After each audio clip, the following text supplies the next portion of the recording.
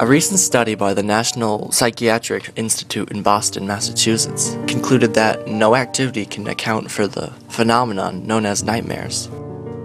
Whereas many dreams come from unconscious desires, most nightmares seem to come from an outside source, independent of the individual. In fact, when subjects are asked to recall nightmares, they are almost always found in the same memory section as an actual physical memory, not the section where normal dreams are replayed. In other words, you know those aliens and creatures you see at night in your dreams? They're real.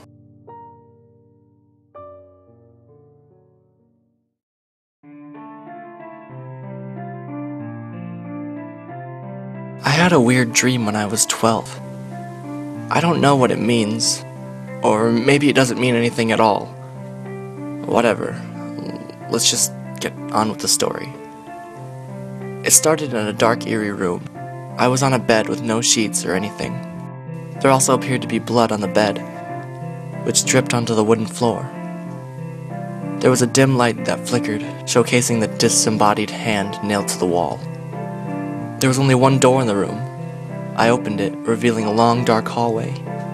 There was no windows, or no doors for that matter. I walked down the hallway for what seemed like hours. Halfway through, I heard a quiet moaning sound. The sound gradually got louder, until it was loud enough to make my ears bleed. Finally, I found the door. I rushed to it, trying to escape from the moaning. I tried to open it, but it was stuck. I kicked the door and screamed for help, but no one came. I turned around and saw a tall, bare man with 10-inch nails sprinting towards me. I then woke up. I haven't a clue what the dream meant. Why was I in that building? Who was that man? I don't really care anymore. I should probably get some sleep.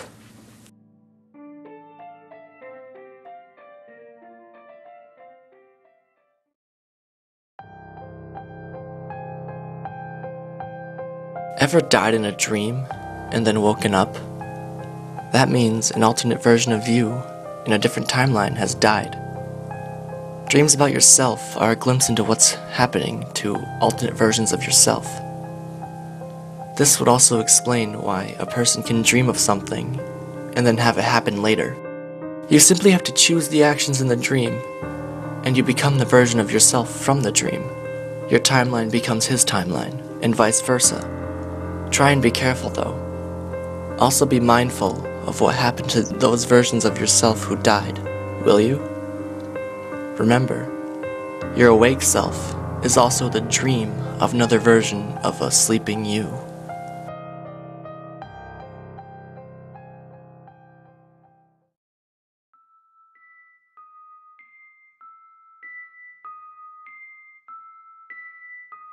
When you dream, you usually have people accompanying you. You might have family, friends, acquaintances, or sometimes people you swore you've never seen before. Sometimes the next day when you're out doing your business, you will see one of those people you've never seen. Maybe people see this as a coincidence while others are creeped out. Before you jump to the conclusion that you have some sort of psychic power, it should be helpful to know that your brain cannot generate faces.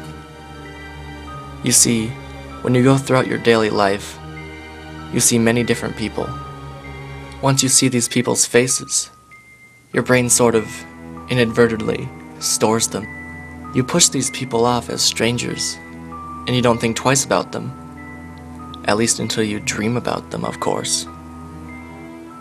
Now, if your brain stores these strangers' faces to create people in your dreams, what about the monsters?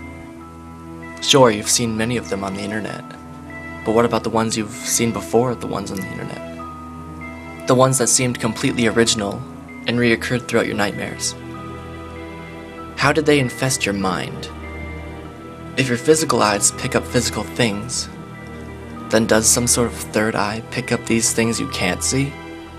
Maybe the third eye sees and stores the monsters into your brain, like your physical ones. If this is true, what are these monsters? Why would they be here?